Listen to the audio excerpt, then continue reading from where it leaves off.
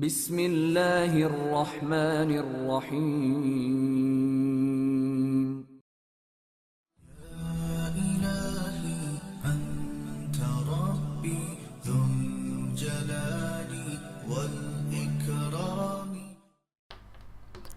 اگلی صبح کا دھندلکا ابھی خاصا گہرا تھا جب حسن بن صباح اپنے اعلیٰ عربی نسل کے گھوڑے کے بجائے معمولی سے ایک گھوڑے پر سوار ہوا۔ اس کا لباس بھی ایک عام آدمی کا لباس تھا۔ ایسے گھوڑے اور ایسے لباس میں وہ غریب آدمی لگتا تھا۔ اس کے ساتھ ایک گھوڑا اور تھا جس پر ایک جوان اور بڑی ہی دلکش لڑکی تھی۔ اس کا لباس بھی غریبانہ تھا۔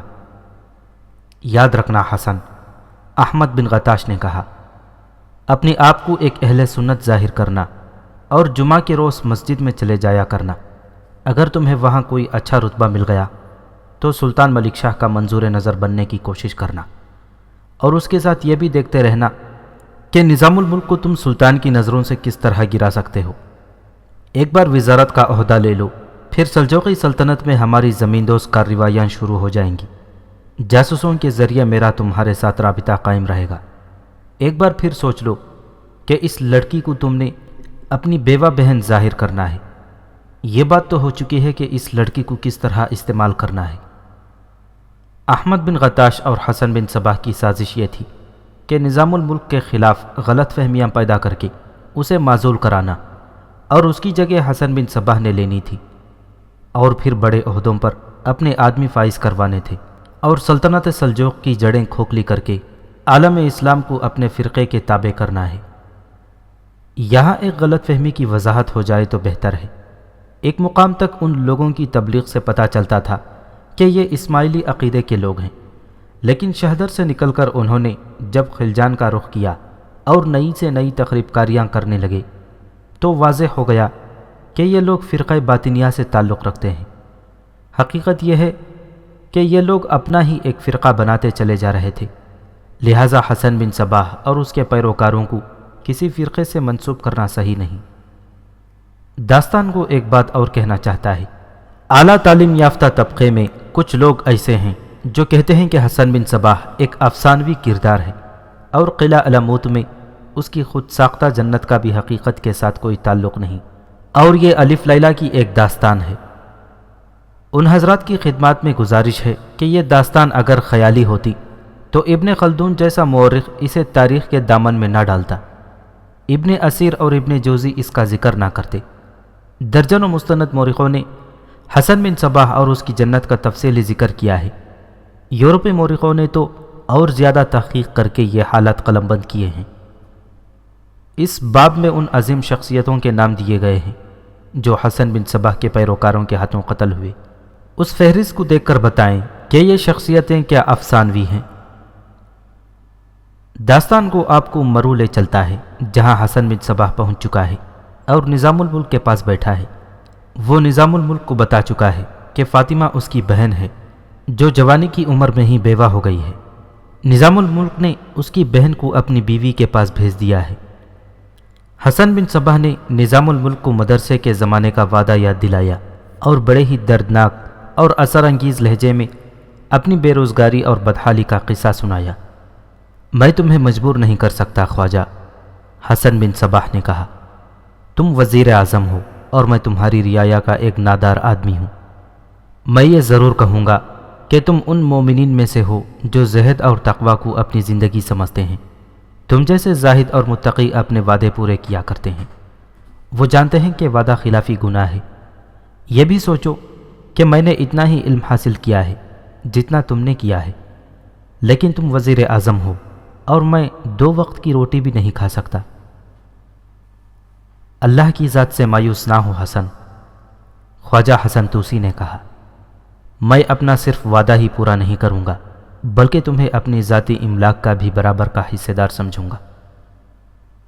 پہلے بیان ہو چکا ہے کہ نظام الملک نے سلطان ملک شاہ کو حسن بن صباح کی شخصیت اور علمی قابلیت کی ایسی تصویر دکھائی کہ سلطان نے اسے معتمد خاص کا رتبہ دے دیا۔ مورخ لکھتے ہیں کہ یہ عہدہ وزیر کے برابر تھا، لیکن حسن بن صباح کوئی ایسا رتبہ چاہتا تھا جس میں وہ آزادانہ فیصلے کر سکتا۔ نظام الملک اپنی آستین میں ایک سانپ پالنے لگا۔ تقریباً تمام تاریخ دانوں نے لکھا ہے کہ حسن بن صباح نے نظام الملک کو سلطان کی نظروں میں گرانے کے لیے یہ طریقہ سوچا کہ ان اہم رتبوں والے عہدیداروں کو ہاتھ میں لے لیا جن کی بات سلطان توجہ اور دلچسپی سے سنتا ہے۔ ان میں ایک احتشام مدنی تھا جو سلطان کے 3 مشیروں میں سے تھا۔ ادھیڑ عمر آدمی تھا، پابند صوم و صلات بھی تھا۔ احتشام مدنی شام کے وقت شہر کے ایک باغ میں چہل قدمی کے لیے جایا کرتا تھا۔ ایک شام وہ حسب معمول ٹہل رہا تھا کہ ایک جوان سال لڑکی اس کے سامنے اچانک آ گئی اور جھجک کر ایک طرف ہو گئی۔ یہ باغ خاص قسم کے لوگوں کے لیے مخصوص تھا۔ اس لڑکی کو احتشام نے پہلے کبھی نہیں دیکھا تھا۔ لڑکی کسی عام سے گھرانے کی نہیں لگتی تھی۔ احتشام نے دیکھا کہ لڑکی اچانک سامنے آ جانے سے کچھ گھبرا گئی تھی اور اس پر حجاب طاری ہو گیا تھا۔ ویسے بھی یہ لڑکی اسے بہت اچھی لگی۔ اس نے لڑکی کو بلا کر پوچھا کہ وہ کون ہے اور یہاں کیوں آئی ہے۔ میں حسن بن صباح کی بہن ہوں، لڑکی نے جواب دیا۔ حسن بن صباح؟ احتشام نے پوچھا اور خود ہی بولا، اچھا، وہ حسن بن صباح جو چند دن پہلے سلطان کے معتمد خاص مقرر ہوئے ہیں۔ یہ احتشام مدنی اور اس لڑکی کی پہلی ملاقات تھی۔ بیان ہو چکا ہے کہ یہ لڑکی حسن بن صباح کی بہن نہیں تھی، نہ اس کا نام فاطمہ تھا اور نہ ہی وہ بیوہ تھی۔ اس نے باتوں باتوں میں احتشام کو بتایا کہ وہ بیوہ ہے، اس لیے بھائی اسے ساتھ لے آیا ہے۔ اس سے احتشام کے دل میں اس لڑکی کی ہمدردی پیدا ہو گئی۔ لڑکی نے ایسے انداز سے باتیں کی جیسے وہ احتشام مدنی کی شخصیت سے متاثر ہو گئی ہو۔ احتشام سوچ بھی نہیں سکتا تھا کہ یہ لڑکی حسن بن صباح اور احمد بن غتاش جیسے ابلیسی باطنیوں کی تربیت یافتہ ہے، اور یہ انسان کے روپ میں آئی ہوئی بڑی ہی زہریلی ناگن ہے۔ وہ جب وہاں سے چلی تو احتشام مدنی جیسے زاہد اور پارسا نے اپنے دل میں دھچکا سا محسوس کیا، اور اس کے دل میں یہ خواہش پیدا ہو گئی کہ یہ لڑکی اسے ایک بار پھر ملے۔ لڑکی اسے پھر مل گئی اور پہلے روز سے زیادہ بے تکلفی کی باتیں کی۔ وہ ظاہر یہ کرتی تھی کہ بیوگی نے اسے مغموم اور رنجیدہ کر رکھا ہے۔ اس طرح اس نے احتشام کے دل میں اپنی ہمدردی پیدا کر لی۔ پھر اسی باغ میں شام کا اندھیرا پھیلنے کے بعد ان دونوں کی کئی بار ملاقات ہوئی، اور نوبت یہاں تک پہنچی کہ لڑکی نے احتشام کو ایک روز اپنے گھر بلا لیا۔ لڑکی نے اسے کہا تھا کہ حسن بن صباح صبح چلا جاتا ہے اور شام کو واپس آتا ہے۔ یہ لڑکی تربیت کے مطابق احتشام مدنی پر ایک نشہ بن کر غالب آ گئی تھی، اس حد تک کہ صوم و صلات کا پابند یہ معزز شخص اپنا آپ فراموش کر بیٹھا۔ دن کے وقت وہ اس لڑکی کے گھر میں اس کے حسن و شباب سے مخمور اور مدہوش ہوا جا رہا تھا کہ صحن میں کسی کے قدموں کی آہٹ نے اسے چونکا دیا۔ یہ کون ہے؟ احتشام نے گھبراہٹ کے عالم میں پوچھا۔ خادم ہوگا، لڑکی نے بڑے اطمینان سے کہا، میں دیکھتی ہوں۔ پیشتر اس کے لڑکی باہر نکلتی، حسن بن صباح کمرے میں داخل ہوا۔ احتشام مدنی جیسے مومن آدمی کو اپنی بہن کے پاس دیکھ کر ہکا بکا رہ گیا۔ احتشام مدنی اس کے سامنے کھڑا کانپ رہا تھا۔ میں تم دونوں کو سنسار کراؤں گا، حسن بن صباح نے کہا۔ میں باہر دروازہ بند کر کے سلطان کے پاس جا رہا ہوں۔ حسن بن صباح دروازے کی طرف مڑا تو لڑکی اس کی ٹانگوں سے لپٹ گئی اور رو رو کر کہنے لگی کہ اس نے اس شخص کو نہیں بلایا تھا۔ پھر یہ میرے گھر میں کس طرح آ گیا؟ حسن بن صباح نے پوچھا۔ یہ خود ہی آیا تھا، لڑکی نے جواب دیا، اور اس نے میرے ساتھ پیار اور محبت کی باتیں شروع کر دیں۔ اچھا ہوا کہ تم آ گئے ہو اور میں اس کی دست درازی سے بچ گئی۔ احتشام نے اپنی صفائی پیش کرتے ہوئے کہا کہ اس لڑکی نے اسے خود بلایا تھا۔ کچھ دیر یہی جھگڑا چلتا رہا۔ حقیقت کچھ بھی نہیں، حسن بن صباح نے کہا۔ میں یہ دیکھ رہا ہوں کہ تم میرے گھر میں میری بہن کے پاس بری نیت سے آ بیٹھے ہو۔ میں سلطان کو ضرور بتاؤں گا۔ احتشام صرف معزز آدمی ہی نہیں تھا، بلکہ وہ سلطان ملک شاہ کا پسندیدہ مشیر بھی تھا۔ اس کی جان چلی جاتی تو وہ قبول کر لیتا، لیکن یہ بھی ہو سکتا تھا کہ سلطان اسے معزول کر کے نکال دے۔ اس صورت میں اس کی جو بے عزتی اور بدنامی ہونی تھی، اس کے تصور سے ہی وہ کانپ اٹھا۔ اس نے حسن بن صباح کی منت سماجت شروع کر دی کہ وہ اسے معاف کر دے۔ لڑکی نے بھی حسن بن صباح سے کہا کہ یہ آخر معزز آدمی ہے، اسے بخش دیا جائے۔ حسن بن صباح گہری سوچ میں چلا گیا، جو دراصل اداکاری تھی۔ سوچ سے بیدار ہو کر اس نے احتشام کا بازو پکڑا اور اسے دوسرے کمرے میں لے گیا۔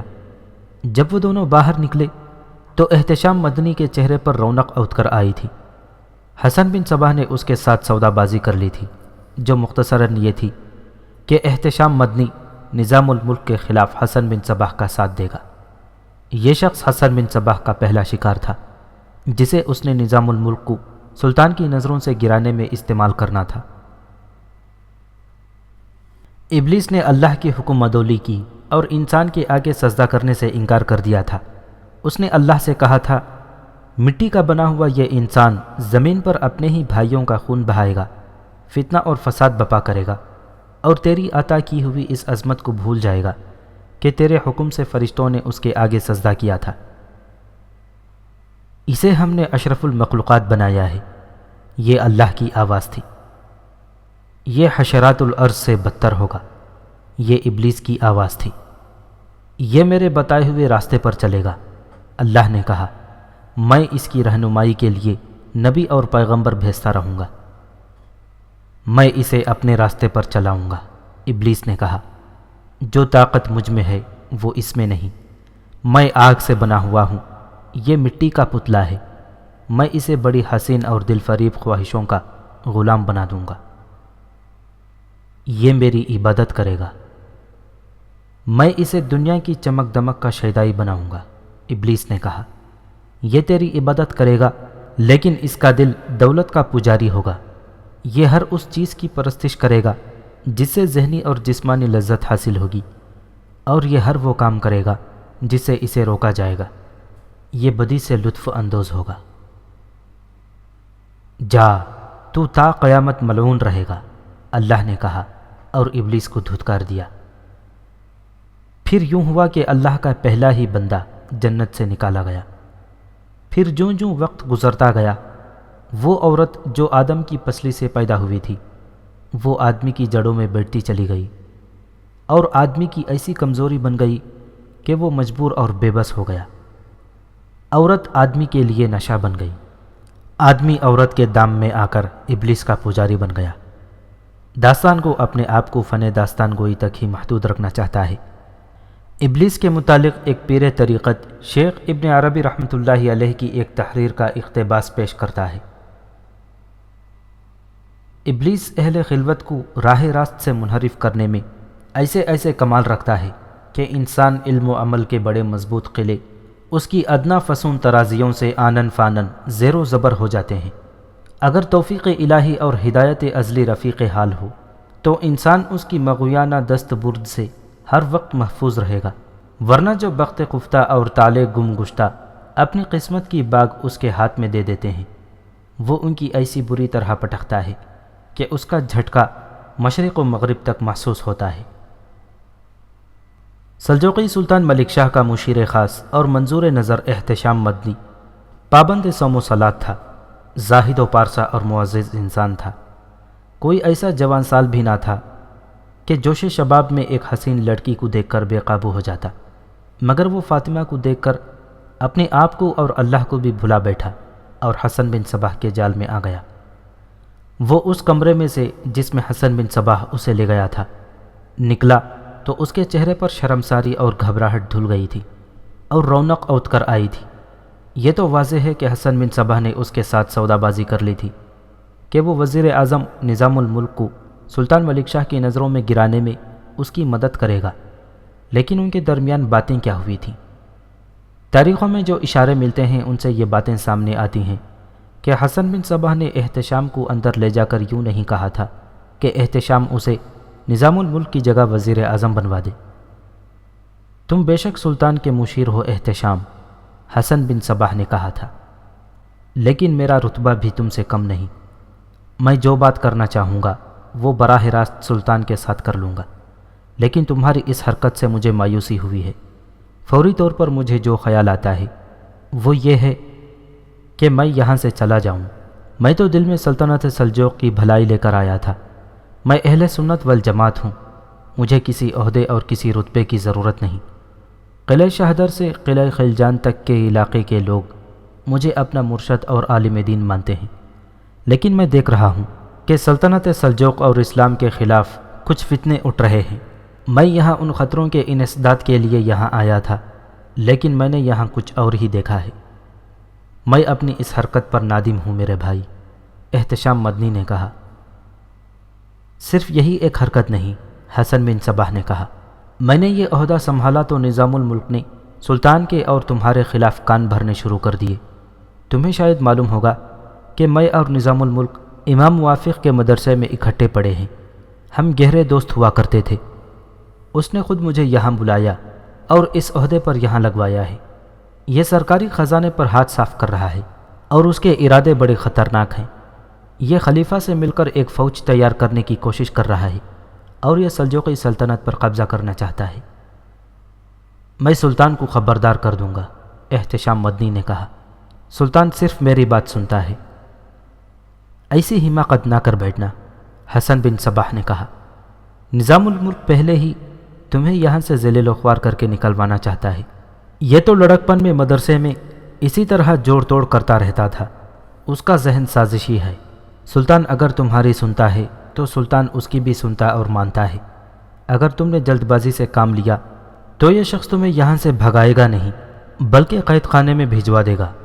میں باہر کے خطروں کو تو بھول ہی گیا ہوں احتشام، سب سے بڑا خطرہ تو یہ ہے، یہ بڑا ہی زہریلا سانپ ہے جو سلطان کی آستین پر پرورش پا رہا ہے۔ مجھے بتاؤ میں کیا کروں؟ احتشام نے پوچھا۔ پہلے میری بات پوری ہونے دو، حسن بن صباح نے کہا۔ میں اس وزیر اعظم کی سازشوں سے پریشان ہو رہا تھا اور یہی سوچا تھا کہ تمہارے ساتھ بات کروں گا، لیکن تم نے جو حرکت کی ہے اس سے میں بالکل ہی مایوس ہو گیا ہوں۔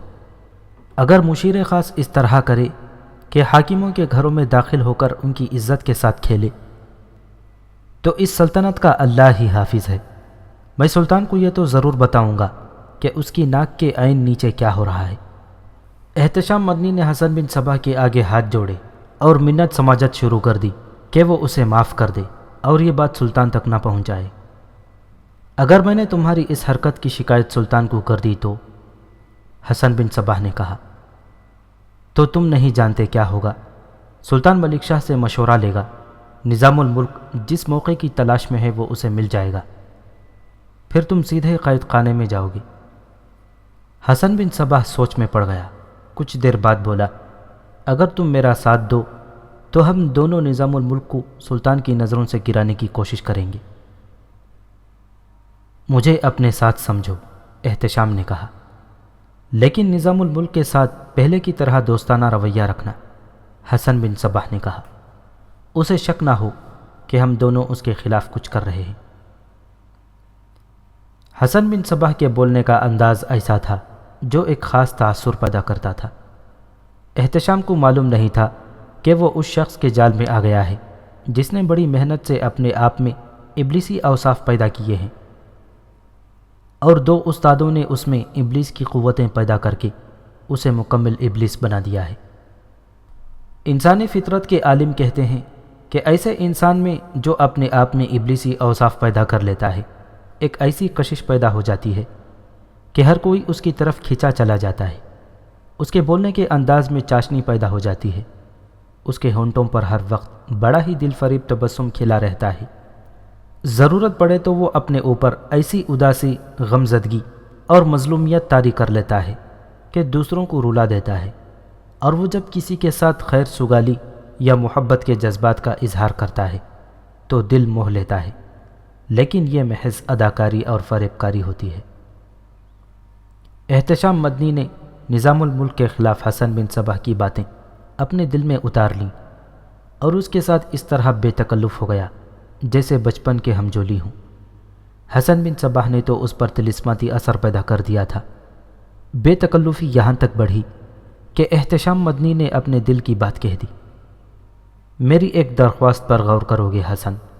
احتشام نے پوچھا۔ دوستوں میں یہ تکلف نہیں ہونا چاہیے احتشام، حسن بن صباح نے کہا۔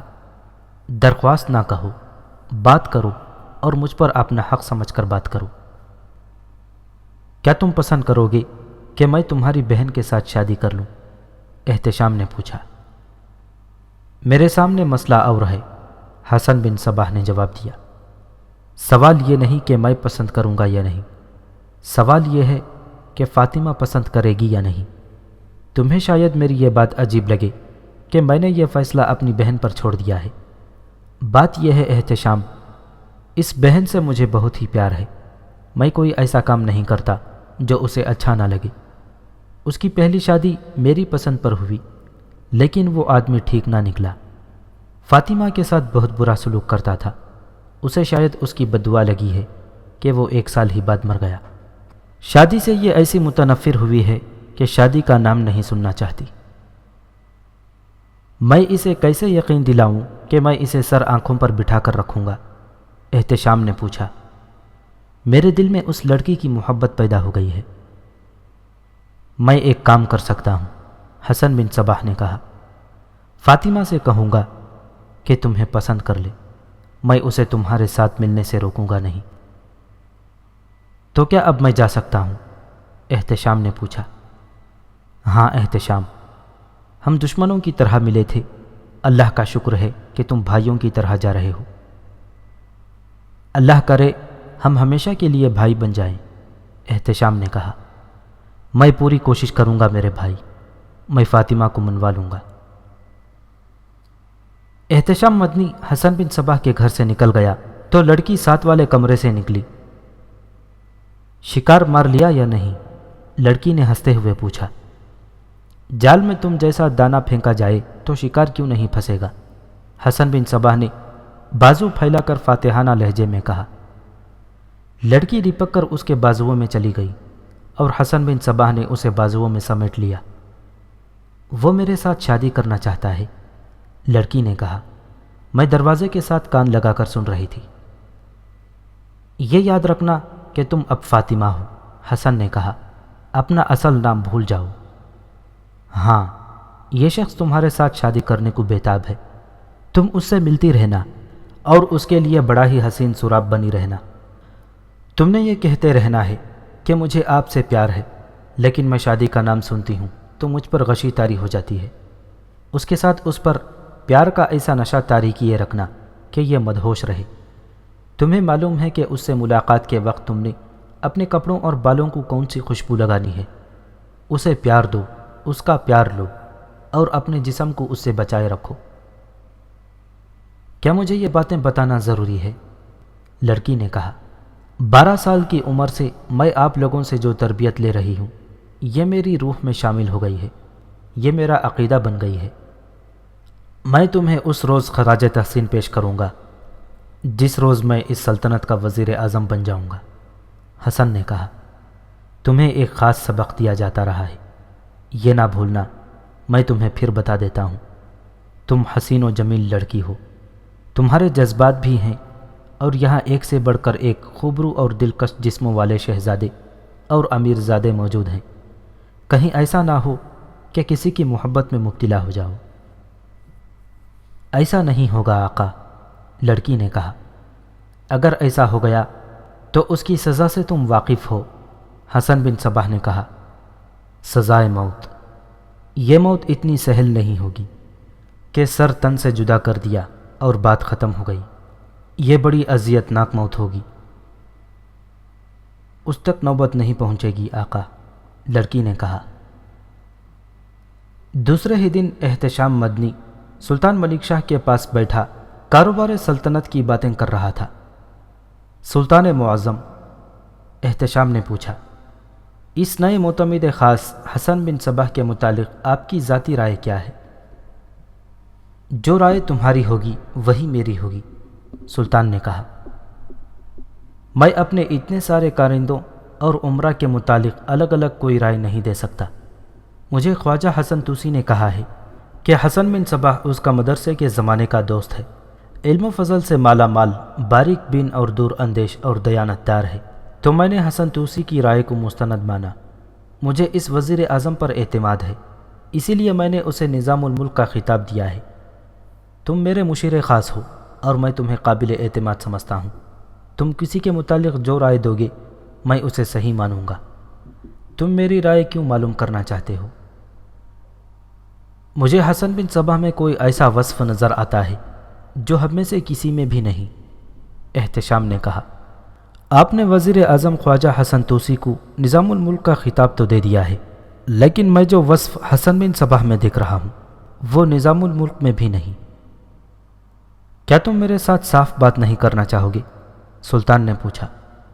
تم حسن بن صباح کے متعلق میری ذاتی رائے کیوں معلوم کرنا چاہتے ہو؟ آپ نے مجھے بہت بڑا اعزاز بخشا ہے، احتشام مدنی نے کہا۔ مجھے آپ نے اپنا مشیر خاص بنایا ہے، یہ بہت بڑا اعزاز ہے۔ میں نے یہ ثابت کرنا ہے کہ میں اس اعزاز کے قابل ہوں۔ میں آپ کا نمک اسی طرح حلال کر سکتا ہوں کہ جو اچھی یا بری چیز میں دیکھوں گا وہ آپ کو بھی دکھاؤں، اور جو اچھی یا بری بات میں سنوں وہ آپ کو بھی سناؤں۔ آپ کسی وقت حسن بن صباح کو شرف باریابی بخشیں اور اس کی عقل و دانش کا امتحان لیں۔ اسے ابھی میرے پاس بھیج دو، سلطان ملک شاہ نے کہا۔ تھوڑی ہی دیر بعد حسن بن صباح سلطان کے پاس بیٹھا ہوا تھا۔ سلطان اس کی فہم و فراست کا امتحان لینا چاہتا تھا۔ حسن، سلطان نے پوچھا، کوئی بادشاہ اپنی تمام تر رعایا کو کس طرح خوش اور راضی رکھ سکتا ہے؟ اپنے دل کو ناراض کر کے، حسن نے جواب دیا۔ اس کی تشریح کرو گے؟ بادشاہ اپنے دل سے شاہانہ خواہشات نکال دے، حسن نے کہا۔ ہر بادشاہ عیش و عشرت کا دلدادہ ہوتا ہے، خزانہ اپنے اوپر لٹا دیتا ہے، رعایا کی محصولات میں اضافہ کر کے اپنا خزانہ بھرتا ہے، اور رعایا کے خون پسینے کی کمائی پر فرعون بن جاتا ہے۔ اگر وہ اپنے دل کو ایک عام انسان کا دل سمجھے تو عقل اسے اس راستے پر ڈال دے گی جس راستے کے دونوں طرف رعایا اس کی دیدار کو کھڑی ہوگی۔ تم ہمارے معتمد خاص ہو، سلطان نے پوچھا۔ کیا تم بتا سکتے ہو ہمارا سب سے بڑا دشمن کون ہے جو ہماری سلطنت پر کسی بھی روز حملہ کر سکتا ہے؟ آپ کے دربار کے خوشامدی، حسن بن صباح نے جواب دیا۔ سلطان چونک پڑا۔ میں دوسرے دشمن کی بات کر رہا ہوں، کوئی دوسرا ملک، کوئی دوسری قوم۔ سلطان عالی مقام، حسن نے کہا، جنگل میں یا کہیں اور آپ کے سامنے سانپ آ جائے تو آپ اسے مار سکتے ہیں یا بھگا سکتے ہیں، لیکن جو سانپ آپ کی آستین میں پل رہا ہو اس کے ڈنگ سے آپ نہیں بچ سکتے، وہ کسی بھی وقت حملہ کر سکتا ہے۔ کیا تم نے ہمارے کاروبار سلطنت میں کوئی خطرناک کمزوری یا خامی دیکھی ہے؟ سلطان نے پوچھا۔ ہاں سلطان عالی مقام، حسن بن صباح نے کہا، یہاں میں نے جو سب سے بڑی خامی دیکھی ہے وہ ہے اپنے وزیر اور دیگر اہلکاروں پر اندھا اعتماد۔ کیا تم ہمارے وزیر اعظم میں کوئی خامی دیکھ رہے ہو؟ سلطان نے پوچھا۔ سلطان عالی مقام، حسن بن صباح نے کہا، اگر میں وزیر اعظم یا کسی مشیر یا کسی اور حاکم کی خامیاں بیان کرنے لگوں تو یہ غیبت ہوگی۔ غیبت ایک ایسا گناہ ہے جو بادشاہیوں کی جڑیں کھوکھلی کر دیتا ہے۔ میں اس وقت کوئی خامی بتاؤں گا جب کوئی ٹھوس ثبوت موجود ہوگا اور جو آپ کو صاف نظر آئے گا۔ سلطان ملک شاہ دراصل یہ دیکھنا چاہتا تھا کہ یہ شخص کتنا ذہین ہے اور اس کی عقل میں باریک بینی اور دور اندیشی ہے بھی یا نہیں۔ کاروبار سلطنت سے ہٹ کر ایک بات پوچھتا ہوں، سلطان نے پوچھا، کیا تم نے کبھی شیر یا چیتے وغیرہ کا شکار کیا ہے؟ نہیں سلطان عالی مقام۔ تو اس کا مطلب یہ ہوا، سلطان نے کہا، کہ تم ان درندوں سے ڈرتے ہو۔ کیا تم یہ سمجھتے ہو کہ ان درندوں سے ڈرنا چاہیے؟ نہیں سلطان محترم، حسن نے جواب دیا، درندوں سے کسی کو بھی نہیں ڈرنا چاہیے۔ میں صرف ایک درندے سے ڈرتا ہوں اور آپ کے دل میں بھی اس کا ڈر پیدا کرنا چاہتا ہوں۔ ایسا کون سا درندہ ہے؟ دمک، حسن بن صباح نے جواب دیا۔ سلطان ملک شاہ ہنس پڑا۔ تم میں بزلائے سنجیبی ہے، مجھے یہ وصف اچھا لگتا ہے۔ میں نے پہلی بار کسی کو دمک کو درندہ کہتے سنا ہے۔ نہیں سلطان معظم، حسن بن صباح نے کہا، میں اس وقت ہر بات پوری سنجیدگی سے کہہ رہا ہوں، یہ موقع ہنسی مذاق کا نہیں۔ درندہ آپ کے سامنے آتا ہے تو آپ اس پر تیر چلاتے ہیں یا اس سے بچنے کے لیے راستہ بدل لیتے ہیں۔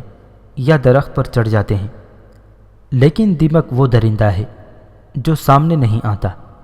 آپ اس پر تیر نہیں چلا سکتے، نہ آپ درخت پر چڑھ جانے کی ضرورت محسوس کرتے ہیں۔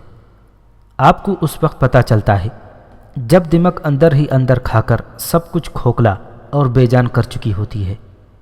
دمک بادشاہ کے تخت کو لگ جائے تو بادشاہ کو اس وقت پتہ چلتا ہے جب تخت بیٹھ جاتا ہے۔ میں نے اب تک جو کچھ کہا ہے اس کا لب لباب یہ ہے کہ ڈرو درباری خوشامدی سے، آستین کے سام سے، اور ان کارندوں اور درباریوں سے جو دمک کی طرح اندر ہی اندر سلطنت کو کھا رہے ہیں۔ کیا تم بتا سکتے ہو کہ ہم نے تمہاری یہ باتیں سن کر کیا رائے قائم کی ہے؟ سلطان نے پوچھا۔ رائے اچھی نہیں ہو سکتی، حسن بن صباح نے کہا، کیونکہ میں نے خوشامدی نہیں کی بلکہ خوشامد کے خلاف بات کی ہے۔ نہیں حسن، سلطان نے کہا، تمہاری یہ باتیں سن کر ہمیں خوشی ہوئی ہے کہ تم صاف گو اور صداقت پسند ہو۔ تم جا سکتے ہو۔ سلطان ملک شاہ حسن بن صباح کے جانے کے بعد کچھ دیر سوچ میں گم رہا۔ اس کے ذہن میں حسن بن صباح کی باتیں گونج رہی تھیں۔ یہ باتیں بے مقصد اور بے معنی نہیں تھیں۔ اس نے احتشام مدنی کو بلوایا۔ احتشام، سلطان نے کہا، میرا یہ معتمد خاص مجھ پر بڑا اچھا تاثر چھوڑ گیا ہے۔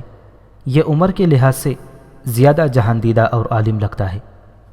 احتشام مدنی جیسے اسی انتظار میں تھا کہ سلطان حسن بن صباح کے متعلق یہ رائے دے۔ سلطان کی اتنی اچھی رائے سن کر احتشام مدنی نے حسن بن صباح کی تعریفوں کے پل باندھ دیے اور دبی زبان میں نظام الملک کے خلاف بھی ایک دو باتیں کہہ دیں۔ احتشام مدنی نے حسن بن صباح سے جو قیمت وصول کرنی تھی وہ تقریباً طے ہو چکی تھی، لیکن یہ قیمت اس نے اپنی کوشش سے حاصل کرنی تھی۔ اس شام کا دھندلکا جب تاریک ہو گیا تو احتشام فاطمہ کے ساتھ باغ کے ایک ایسے گوشے میں بیٹھا تھا جہاں انہیں دیکھنے والا کوئی نہ تھا۔ وہ جسم تو دو تھے، لیکن اس طرح باہیں پیوست ہو گئے کہ ان کے درمیان سے ہوا بھی نہیں گزر سکتی تھی۔ کل رات تو تم نے مجھے مروا ہی دیا تھا فاطمہ، احتشام نے کہا۔ تم نے تو صاف کہہ دیا تھا کہ تم مجھے جانتی پہچانتی ہی نہیں۔ تو میں اور کیا کہتی؟ فاطمہ نے ہنستے ہوئے کہا۔ اگر میں یہ کہہ دیتی کہ آپ کو میں نے خود بلایا تھا تو میرا بھائی میری گردن کاٹ دیتا۔ آپ مرد ہیں، سب کچھ سہ سکتے ہیں۔ میں جانتی تھی کہ آپ میرے بھائی کو ٹھنڈا کر لیں گے، وہ آپ نے کر لیا ہے۔ میں تو اس سے بھی زیادہ اکھڑ اور جابر آدمیوں کو ٹھنڈا کر لیا کرتا ہوں، احتشام نے کہا۔ میرا تو خیال تھا کہ اب تم مجھے کبھی بھی نہیں ملو گی۔ یہ وہم دل سے نکال دیں، فاطمہ نے کہا۔ میں نے آپ سے محبت کی ہے اور یہ محبت وقتی اور جسمانی نہیں۔ محبت میری بھی وقتی نہیں، احتشام نے کہا۔ میں تمہیں اپنی زندگی کی رفیقہ بناؤں گا، کہو گی تو اپنی دونوں بیویوں کو طلاق دے دوں گا۔ نہیں، فاطمہ نے کہا، ایسی کوئی ضرورت نہیں۔ اگر آپ کے دل میں میری محبت ہے تو میں دو عورتوں کو کیوں اجاڑ دوں؟ اس زمانے کے مسلمان معاشرے میں ایک آدمی 4 نہیں تو 2 یا 3 بیویاں ضرور رکھتا تھا۔ ابھی سوکنوں کی رقابت کا تصور پیدا نہیں ہوا تھا۔ عرب کی 4 دیواروں کی دنیا میں تو بدستور یہ بھی چلتا تھا کہ کوئی بیوی اپنی کسی خوبصورت سہیلی کو اپنے خاوند کو تحفے کے طور پر پیش کرتی تھی اور خاوند اس کے ساتھ شادی کر لیتا تھا۔ سلجوقیوں کے ہاں یہ رواج ذرا مختلف تھا، لیکن احتشام نسلاً عربی تھا۔ معلوم نہیں میرے بھائی حسن نے آپ کو بتایا ہوگا کہ میں شادی کے نام سے بھی بھاگتی ہوں، فاطمہ نے کہا۔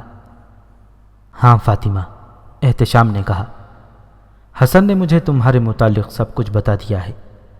اس نے تو یہاں تک کہہ دیا ہے کہ میں خود تمہیں شادی کے لیے تیار کروں۔ دیکھو فاطمہ، تمام آدمی ایک جیسے نہیں ہوتے۔ تمہارا پہلا خاوند ہوش و حواس میں نہیں تھا، اس کا تو دماغی توازن بھی صحیح معلوم نہیں ہوتا، جو تم جیسے پھول کی قدر نہیں کر سکا۔ میں حیران ہوں کہ میں آپ کے پاس بیٹھی ہوئی ہوں، فاطمہ نے کہا۔ بیٹھی ہوئی بھی نہیں، بلکہ میں آپ کے بازوؤں میں ہوں۔ حیران اس لیے ہوں کہ مجھے مرد کے تصور سے ہی نفرت ہو گئی ہے۔ آپ نے مجھے بڑے کڑے امتحان میں ڈال دیا ہے۔ ایک طرف آپ کی شادی کی پیشکش ہے، جو میں قبول کرنے سے ڈرتی ہوں، دوسری طرف آپ کی محبت ہے جس سے میں دستبردار نہیں ہو سکتی۔ میں تمہیں کیسے یقین دلاؤں کہ میں تمہارے پہلے خاوند جیسا آدمی نہیں؟ احتشام نے کہا۔ میں اپنی محبت کا کوئی ثبوت پیش نہیں کر سکتا۔ مجھے سوچنے کا موقع دیں، فاطمہ نے کہا۔ میں عجیب سی حالت میں پڑی ہوئی ہوں۔ میرے بھائی کو میرا خیال پریشان رکھتا ہے اور میں اپنے اس بھائی کے متعلق سوچتی رہتی ہوں۔ مجھے بتاؤ فاطمہ، احتشام نے کہا، بھائی کے متعلق تم کیا سوچتی ہو؟ میرا بھائی بہت ہی قابل اور عالم فاضل ہے، فاطمہ نے کہا۔ یہ جتنا قابل ہے اتنا ہی سادہ آدمی ہے۔ وزیر اعظم نظام الملک میرے بھائی کے مقابلے میں کچھ بھی نہیں۔ میں دیکھ رہی ہوں کہ وہ میرے بھائی سے مشورے لے کر سلطان کے ساتھ اس طرح بات کرتا ہے جیسے یہ مشورے اس کے اپنے دماغ سے نکلے ہیں۔ میں سلطان کو یہ بات بتا نہیں سکتی۔ سلطان کو اصل حقیقت کا علم ہونا چاہیے۔ مجھے یہ بھی معلوم ہے کہ اس سلطنت کا وزیر اعظم میرا بھائی ہو تو آپ اس سلطنت میں ایسی تبدیلیاں دیکھیں گے جو آپ کو حیرت میں ڈال دیں گے۔ مجھے کچھ وقت چاہیے فاطمہ، احتشام نے کہا۔ حسن نے مجھے نظام الملک کے متعلق کچھ باتیں بتائی ہیں۔ میں نے آج ہی سلطان کے ساتھ بات کی ہے۔ معلوم نہیں حسن نے تمہیں بتایا ہے یا نہیں۔ سلطان نے حسن کو بلایا تھا اور ان کے درمیان خاصی دیر باتیں ہوئی تھیں۔ اس کے بعد سلطان نے مجھے بلایا اور اس نے صاف لفظوں میں بتایا کہ وہ حسن سے بہت متاثر ہوا ہے۔ مجھے موقع مل گیا۔ میں نے سلطان کے آگے حسن کو اتنا چڑھایا کہ انتظامی قابلیت اور عقل و دانش کے لحاظ سے اسے آسمان تک پہنچا دیا۔ کیا میں دل کی بات صاف صاف نہ کہہ دوں؟ فاطمہ نے کہا۔ کیوں نہیں؟ احتشام نے اسے اپنے اور زیادہ قریب کرتے ہوئے کہا۔ دل کی بات صاف لفظوں میں کہہ دو تو یہ مجھ پر احسان ہوگا۔ ایسی صورت پیدا کریں کہ سلطان نظام الملک کی جگہ میرے بھائی کو وزیر اعظم مقرر کر دے، فاطمہ نے کہا۔ اگر ایسا ہو جائے تو میں اسی روز آپ کو اپنا خاوند تسلیم کر لوں گی۔ ایسا ہو کر رہے گا، احتشام نے کہا، لیکن کچھ وقت چاہیے۔ کسی کے دماغ کو ایک دو دنوں میں بدلا نہیں جا سکتا۔ پھر بھی میں سلطان کو نظام الملک کے خلاف کر دوں گا۔ کیا احتشام مدنی، جس کی عمر 35-40 سال کے درمیان تھی اور جو ایک اتنی بڑی سلطنت کے سلطان کا مشیر خاص تھا، اتنا سیدھا اور کم فہم تھا کہ ایک جوان سال لڑکی کے ہاتھوں الو بن گیا تھا؟ وہ سیدھا تھا نہ کم فہم، وہ ذہنی طور پر بالغ آدمی تھا۔ سلطنت کے انتظامی امور کا خصوصی تجربہ رکھتا تھا، فن حرب و ضرب کی بھی سوجھ بوجھ رکھتا تھا، لیکن وہ انسان تھا، مرد تھا، اور ہر مرد کی طرح عورت اس کی فطری کمزوری تھی۔ فاطمہ کوئی عام سی عورت نہیں تھی، بلکہ حسین و جمیل لڑکی تھی۔ اپنے حسن کے استعمال کی اسے تربیت دی گئی تھی۔ اسے بڑی ہی خرانٹ اور عمر رسیدہ عورتوں نے عملاً بتایا تھا کہ آدمی پر کس طرح حسن کا طلسم طاری کیا جاتا ہے۔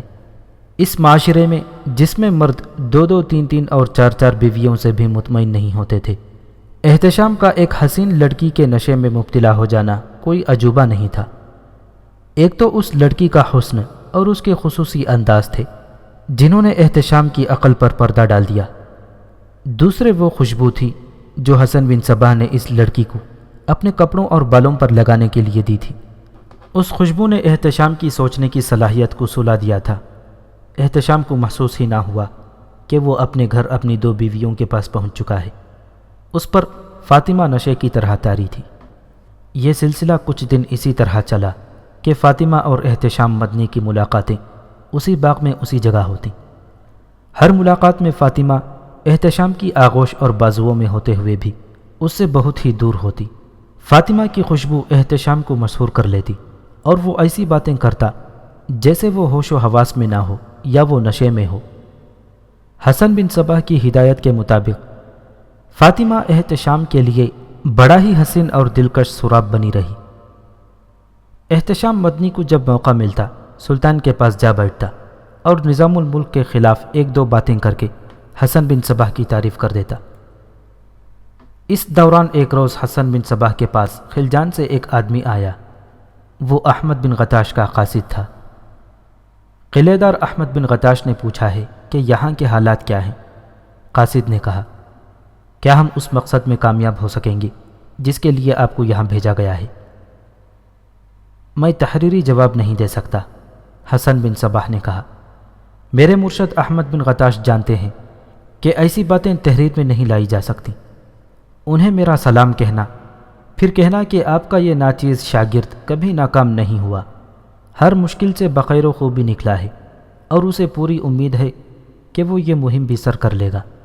انہیں بتانا کہ آپ نے جو چیز میرے ساتھ بھیجی ہے اس نے بڑی کامیابی سے اپنا راستہ بنا لیا ہے۔ میری بات سلطان تک پہنچ گئی ہے اور باقاعدگی سے پہنچائی جا رہی ہے۔ اب میں عملی طور پر کچھ کروں گا۔ اب تم بتاؤ کہ وہاں خلجان میں کیا ہو رہا ہے؟ وہاں اتنی زیادہ کامیابی حاصل ہو رہی ہے کہ اتنی متوقع نہیں تھی، قاصد نے کہا۔ لوگ ابھی تک خدا کے ایلچی کو ڈھونڈ رہے ہیں۔ انہیں بتایا جا رہا ہے کہ خدا کا ایلچی لوگوں کو خدا کا پیغام اور اپنا دیدار دے کر واپس چلا گیا ہے اور کسی روز اچانک واپس آئے گا۔ احمد بن غتاش نے کسانوں کی محصولات اور مالیہ وغیرہ بہت کم کر دیا ہے، جس سے لوگ بہت خوش ہیں۔ وہ احمد بن غتاش کو خدا کے ایلچی کا خاص مرید اور نمائندہ سمجھتے ہیں۔ وہ جدھر جاتا ہے لوگ اسے رکوع کی حالت میں جا کر سلام کرتے ہیں۔ میرے پیر استاد احمد بن غتاش خود دانش مند ہیں، حسن بن صباح نے کہا۔ پھر بھی انہیں میری طرف سے کہہ دینا کہ ابھی اسلام اور اہل سنت کے خلاف کوئی بات نہ کریں، اور یہ بھی کہنا کہ ایک لشکر تیار کرنا شروع کر دیں جو تنخواہ دار نہیں ہوگا بلکہ ضرورت کے وقت اسے استعمال کیا جائے گا۔ یہ کام شروع ہو چکا ہے، قاصد نے کہا۔ لوگوں میں گھوڑ سواری، تیغ زنی اور تیر اندازی کا شوق پیدا کیا جا رہا ہے۔ عنقریب مقابلے منعقد کیے جائیں گے۔ محترم قلعے دار نے آخری بات یہ کہی ہے کہ آپ اگر یہاں کامیاب نہ ہو سکے اور کامیابی کی کوئی صورت نظر نہ آئی تو ہمیں اطلاع دینا، ہم نظام الملک کو قتل کروانے کا انتظام کر لیں گے یا اسے اغوا کر کے غائب کر دیں گے، اور یہ ظاہر کریں گے کہ وہ خود ہی کہیں روپوش ہو گیا ہے۔ ابھی ایسی کوئی ضرورت نہیں، حسن بن صباح نے کہا۔ مجھے امید ہے کہ میں مطلوبہ کامیابی حاصل کر لوں گا۔ حسن بن صباح نے قاصد کو رخصت کر دیا۔ داستان کو سنا چکا ہے کہ حسن بن صباح نے جب ایسی سرگرمیاں شروع کی تھیں تو یوں پتہ چلتا تھا جیسے یہ شخص اور اس کا استاد اسماعیلی فرقے کے پیروکار ہیں، اور اس فرقے اور مکتبہ فکر کی تبلیغ کر کے اسلام کے دوسرے فرقوں خصوصاً سنی عقیدے کو ختم کر دیں گے۔ لیکن آگے چل کر تاریخ صاف گواہی دیتی ہے کہ یہ فرقہ باطنیہ کے لوگ تھے اور یہ اپنا ہی کوئی عقیدہ پھیلا رہے تھے، چونکہ ان کے پاس اللہ کی اتاری ہوئی کوئی کتاب تو تھی نہیں، نہ ان کی کوئی علمی، عقلی یا دینی بنیاد تھی، اس لیے وہ فریب کاری اور قتل کا سہارا لے رہے تھے۔ یہ بھی پہلے سنایا جا چکا ہے کہ یہ لوگ انسانی فطرت کی کمزوریوں کو ماہرانہ طریقے سے استعمال کر رہے تھے۔